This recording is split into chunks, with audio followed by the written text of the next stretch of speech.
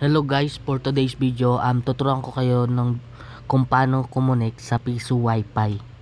Okay? So, una natin gagawin, punta tayo sa settings ng ating Wi-Fi. Yan, click natin yan. Siyempre, hanapin natin yung Piso Wi-Fi. Click natin yung Piso Wi-Fi, automatic na siyang pupunta doon sa portal. Yan.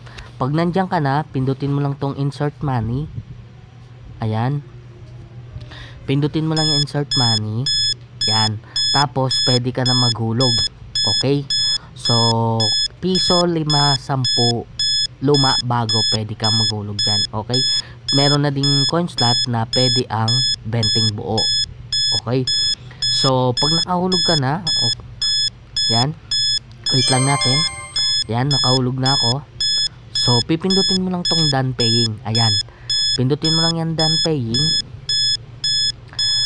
Pag napindot mo na yan, yan, automatic na yan, connected ka na. So, kapag connected ka na, kapag naubos yung oras mo, automatic din madi-disconnect ka. Okay? So, ayan, connected na tayo sa Piso Wi-Fi. So, try natin mag-YouTube. Ayan. So, yan, YouTube tayo. Yan. Yan, YouTube tayo. Ayan, ang bilis. Kung gaano kabilis yung internet nyo, ganun din kabilis tong Piso Wi-Fi natin. Okay? So, nakabase lang siya doon kung gaano siya kabilis. Ayan.